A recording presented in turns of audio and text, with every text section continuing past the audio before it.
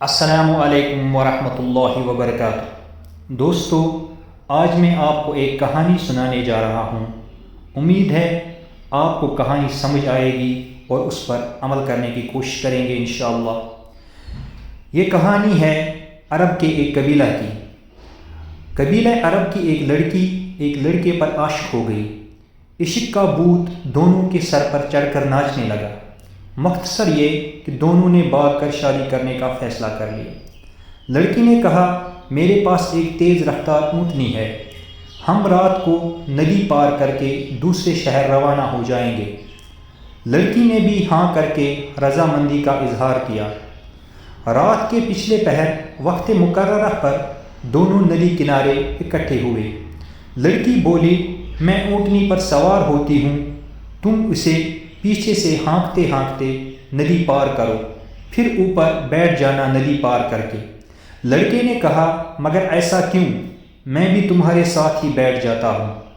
ہانکنے کی کیا ضرورت ہے، خود بخود چل تو رہی ہے۔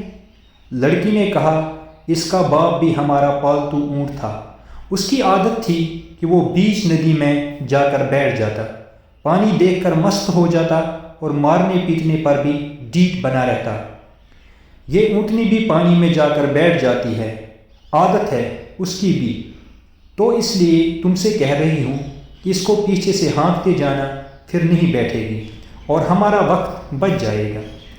ہم صبح ہونے سے پہلے شہر سے دور نکل جائیں گے۔ لڑکے نے کچھ دیر لڑکی کے چہرے پر نظریں گاڑے رکھیں اور پھر ٹھنڈا لمبا سانس لیا، جیسے کوئی پختہ ارادہ کر چکا ہو، اور بولا، ہم بھاگ کر شادی نہیں کریں گے۔ مقدر ہوا تو نکاح ہو جائے گا، نہیں تو جو رب کی رضا تم واپس اپنی گھر چلی جاؤ۔ لڑکی نے کہا، مگر کیوں؟ اچانک کیا ہو گیا تمہیں؟ اس پر لڑکے نے کہا، اس اونٹنی کے باپ کی خصلت اس میں منتقل ہو گئی، تو کیا میری خصلتیں میری بیٹی میں اور آنے والی نسل میں منتقل نہیں ہوں گی؟ آج میں تمہارے ساتھ بھاگ رہا ہوں، کل میری بیٹی کسی اور کے ساتھ بھاگ جائے گی۔ یہ کہہ کر لڑکا واپس پلٹ گیا۔ دنیا مکافات عمل ہے، جیسا کرو گے ویسا کرو گے۔ انشاءاللہ اس کہانی سے جو ہمیں سبق ملا ہے، یہ ہم دوسروں تک بھی پہنچائیں گے تاکہ اللہ تعالیٰ کے ہاں اجر عظیم حاصل کر سکیں۔ آمین یا رب العالمین۔ والسلام علیکم ورحمۃ اللہ وبرکاتہ۔